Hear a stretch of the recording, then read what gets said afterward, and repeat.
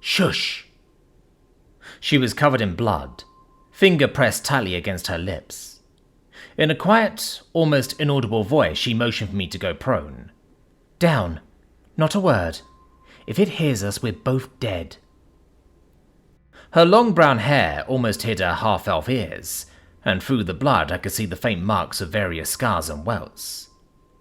She was a free flesh, I had no doubt. I hit the earth, gripping the soil tightly with anxiety, and looking up at this strange, cloaked figure.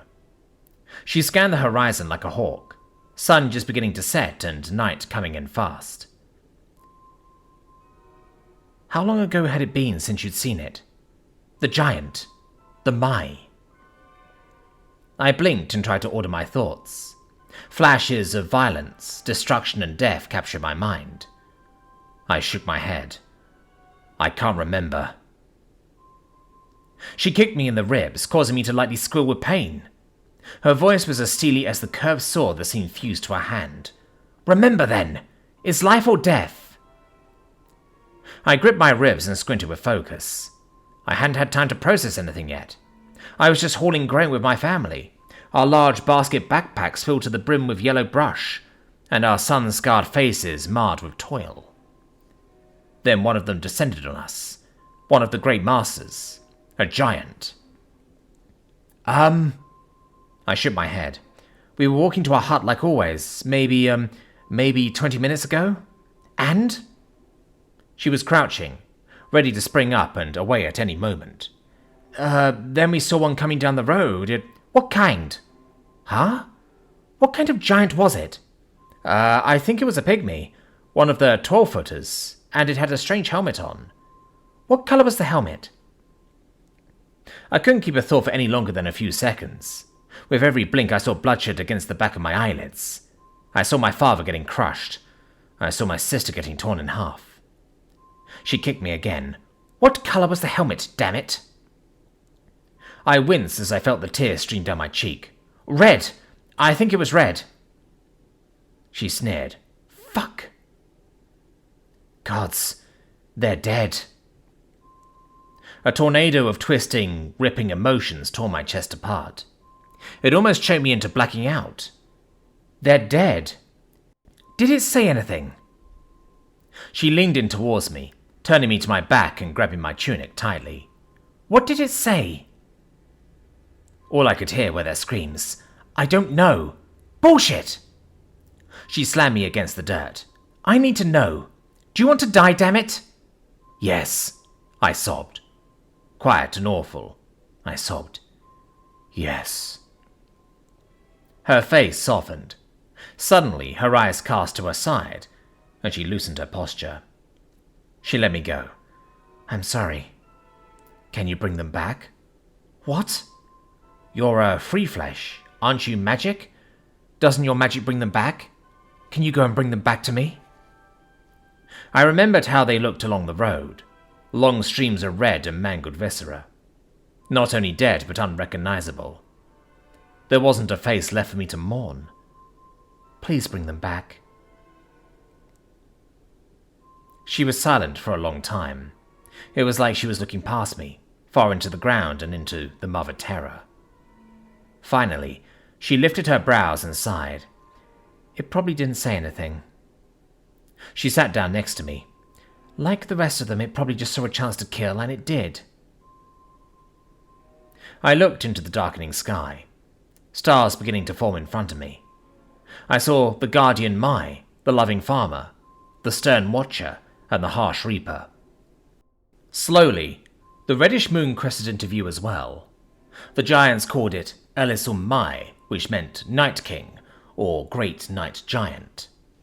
They said that as we slept, the giant of the night watched us, to make sure we didn't sneak away. All of the humans hated Ellis Mai and its bloody stains. You can't go back, you know. She was almost a completely different person now, like a rope finally released from tension. They're going to hunt you down. Why? It's simple.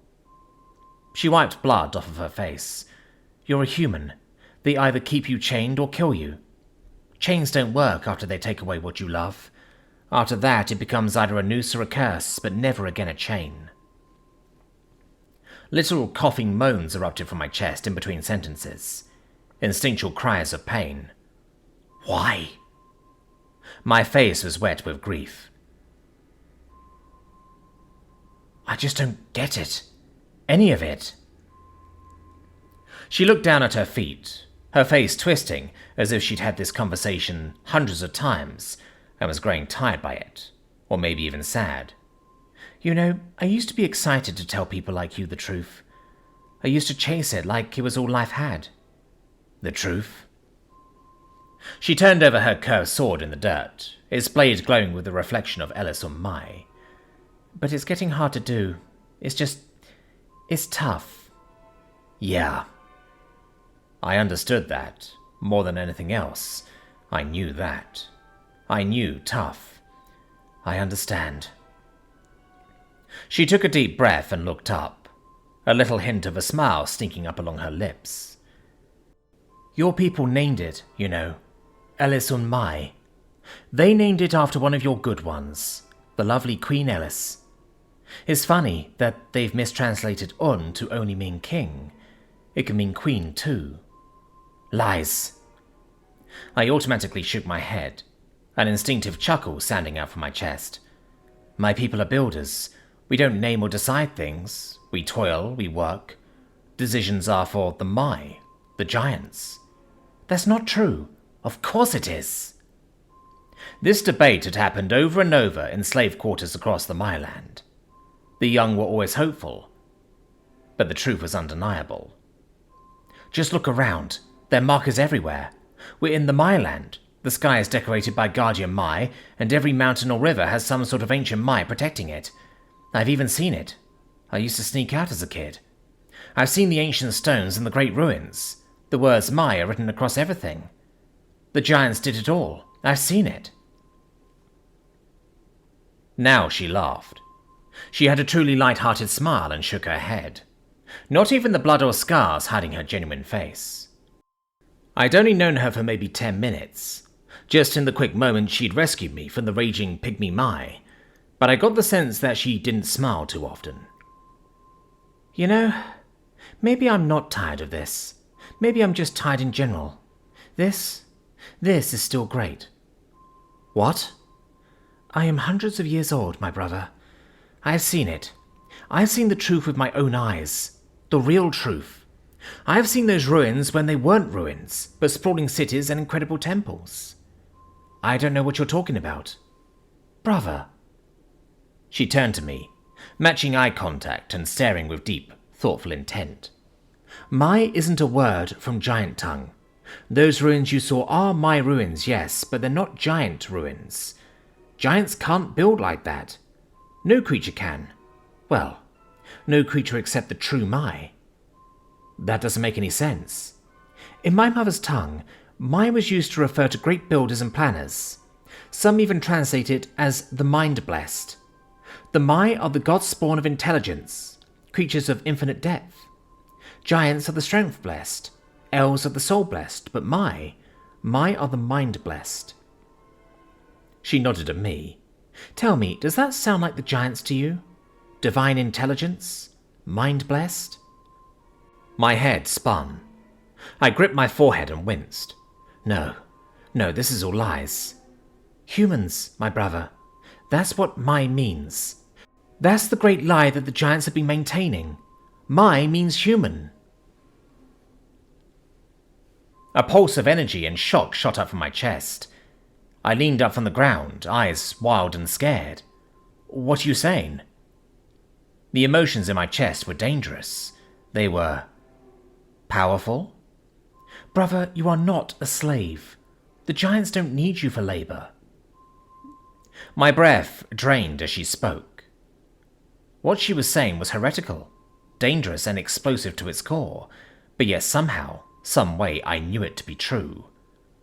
I knew it was true, and maybe even worse, I loved it. Brother. She laid a caring hand on me.